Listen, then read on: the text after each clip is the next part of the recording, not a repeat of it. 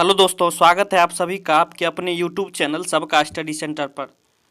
चलिए दोस्तों, आज की इस वीडियो को शुरू करते हैं। ये पहला प्रश्न क्या है, कह रहा है ए की दक्षता बी से 3 गुनी है और बी की दक्षता सी से 2 गुनी है। यदि बी अकेला एक कार्य को 15 दिन में पूरा कर सकता है तो ए और सी मिलकर इस कार्य को कितने दिनों में पूरा करेंगे। तो चलिए देखिए किस तरह से आपको बनाना है।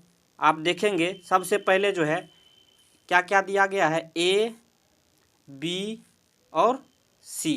क्या कह रहा है, ए की दक्षता यानी इफिशियंसी यानी क्षमता कह रहा है बी से 3 गुनी है।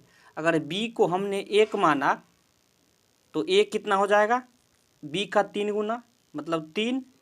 उसके बाद क्या कह रहा है, कह रहा है बी की दक्षता सी से 2 गुनी है। अगर फिर हमने सी को 1 माना तो बी कितना हो जाएगा, एक सी का 2 गुना।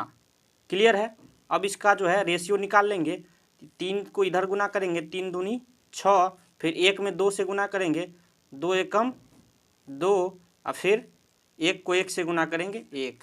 क्लियर है। तो ये क्या निकल के आया, ये निकल के आया क्षमता यानी इफिशियंसी। यह इफिशियंसी निकल के आया ए और बी और सी का। क्लियर है। अब क्या करना है, देखिए आप देखेंगे प्रश्न में क्या कह रहा है, बी जो है अकेला एक कार्य को 15 दिन में करता है तो टोटल वर्क कितना हो जाएगा। टोटल वर्क बी कितना, बी का एफिशिएंसी कितना दिया गया है 2। तो टोटल वर्क बराबर क्या फॉर्मूला होता है, इफिशियंसी गुने नंबर ऑफ डे। 2 इफिशियंसी है 2 और गुने 15, टोटल वर्क कितना निकल के आ गया 30। अब किसका पूछ रहा है, पूछ रहा है ए और सी मिलकर इस कार्य को कितने दिन में करेंगे। तो ए और सी का एफिशिएंसी कितना, ए और सी मिलकर कितना करेगा, टोटल वर्क 30 है और ए और सी, ए का कितना है 6 और सी का 1, 6 1 कंप्लीट, 7 से भाग दे देंगे तो ये 7 चौके 28 और 2/7, यही जो है फाइनल आंसर आएगा। तो ऑप्शन में देख लेंगे 4.2/7 कहाँ दिया गया है, तो 4.2/7 ऑप्शन ए में है। इसको टिक कर देंगे। देखिए मेरे भाई, यह प्रश्न आपको समझ में आ चुका होगा। अब देखिए आगे देखते जाइए, आपको बेहतरीन से बेहतरीन क्वेश्चन देखने को मिलेगा। हर एक शिफ्ट में इस प्रकार के प्रश्न पूछा जा रहा है। तो यह आज मैं इसका एक ट्रिक बताने जा रहा हूँ। तो आप इस ट्रिक को जो है आप हमेशा याद रखेंगे, आपको जो है डायरेक्ट 1 या 2 नंबर आपको इस तरह से फ्री में मिल जाएंगे। तो क्या ट्रिक है इसका, देखिए आप पहले क्वेश्चन को पढ़ लीजिए। कह रहा है 405 रुपया में 3 दर्जन संतरे बेचकर किसी व्यापारी को 25% की हानि होती है। कह रहा है यदि वह सौदे में 20% का लाभ प्राप्त करना चाहता है तो उसे 288 रुपया में कितने संतरे बेचने होंगे। तो क्या करना है आपको, क्लियर, आपको ट्रिक क्या है आप देख लीजिए। आपको रुपया को जो ऊपर रखना है और बट्टे में क्या लेना है आपको, वस्तु जो दिया गया है, सामान वस्तु। बस इसी को ध्यान में रखते हुए ट्रिक को आप अप्लाई करेंगे। देखिए किस तरह से आपको करना है। तो 405 रुपया दिया गया है तो 405 लिख लेंगे आपको। उसके बाद बट्टे में क्या करेंगे, तो वस्तु, तो 3 दर्जन वस्तु कितना में हो जाएगा, 1 दर्जन का टोटल वस्तु हो जाएगा 12, तो 3 दर्जन में 12 दिया 36। उसके बाद गुना आपको क्या करना है, इससे गुना करना है आपको। देखिए यहाँ क्या कर रहा है, 25% हानि हो रही है। तो कोई भी वस्तु अपने आप में 100% होता है, उसका क्रय मूल्य 100% होता है।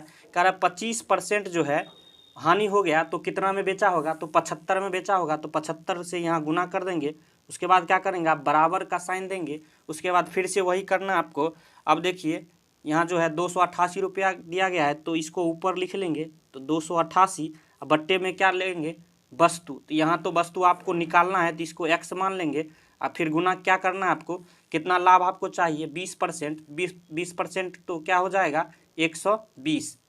क्लियर है, यही करना आपको। अब देखिए काट लीजिए, उसके बाद डायरेक्ट आपका आंसर आ गया। यह जो अगर आप बेसिक से करेंगे तो आप बहुत ज़्यादा टाइम लगेगा, तो इसको आप काटिएगा।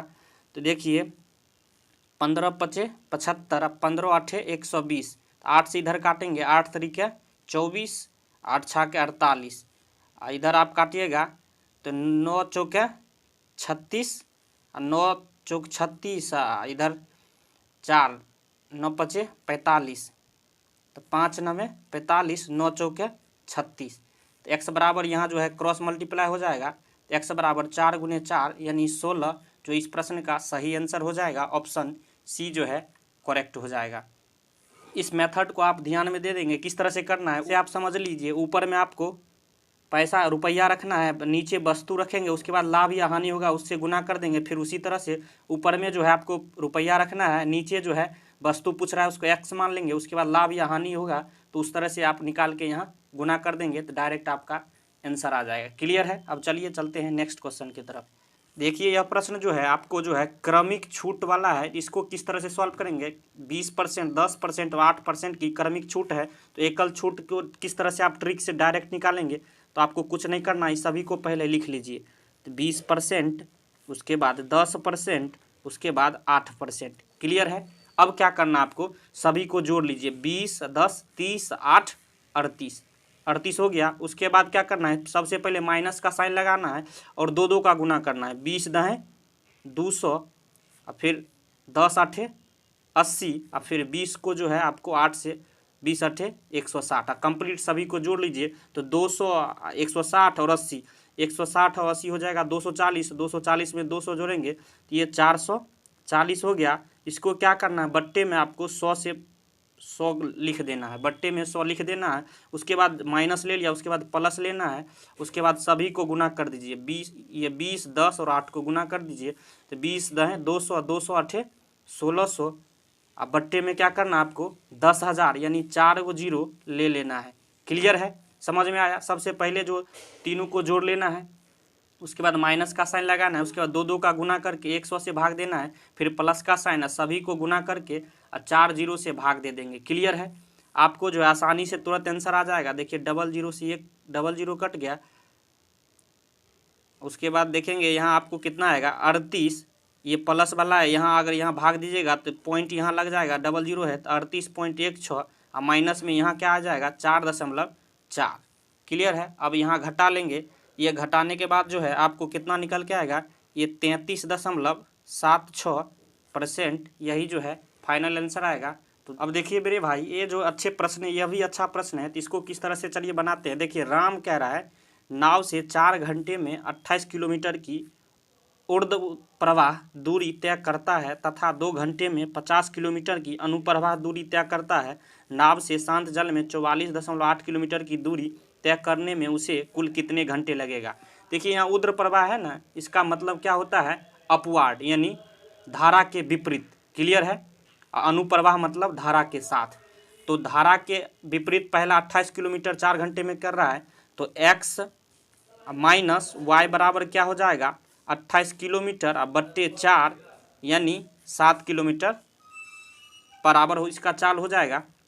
क्लियर है। का x माइनस वाई इसलिए क्योंकि यह विपरीत दिशा में चाल हमेशा, ये x जो है नाव का चाल है, y जो है पानी का चाल है, x माइनस वाई बराबर 7 हो जाएगा। इसी तरह अब कह रहा अनुप्रवाह मतलब x plus y, x plus y क्या हो जाएगा, ये 50 किलोमीटर जो है और 2 घंटे में तो ये 25 किलोमीटर प्रति घंटा हो जाएगा। क्लियर है।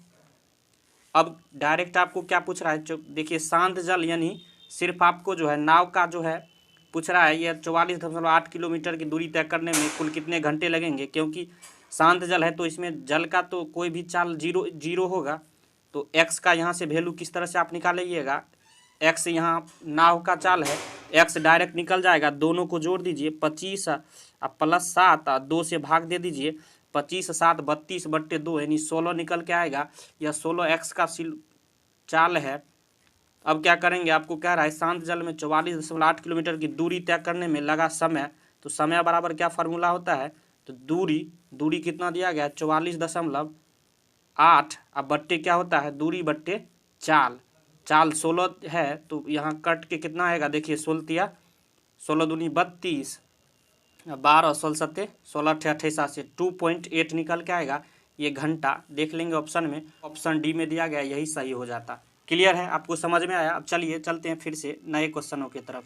ये गोले का आयतन इतना दिया गया है तो उसका व्यास पूछ रहा है कितना होगा। ये तो आसान क्वेश्चन है, इसको किस तरह से आप सॉल्व करिएगा। देखिए क्या होता है, गोला का आयतन क्या होता है, गोले का आयतन जो है क्या इसका फार्मूला होता है 4/3 पाई r3। इसी का जो है वैल्यू आपको कितना दिया गया है 4851 सेंटीमीटर क्यूब। क्लियर है। पाई का मान 22/7 रखना है, तो यह वैल्यू रखेंगे 4/3 और पाई के जगह 22/7 और फिर r3 अब बराबर क्या हो जाएगा 4800 51। क्लियर है। अब देखिए काट लीजिए यहाँ, 11 दूनी 22, 11 से कटेगा 11 चौक 44, 4, फिर 11 चौक 44, 1, 441 हो गया।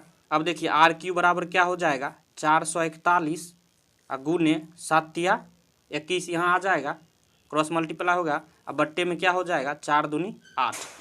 अब देखेंगे मेरे दोस्त, देखिए ये मेरे भाई, ये 441 क्या है, तो ये 21 गुने 21 है। समझ में आ रहा है।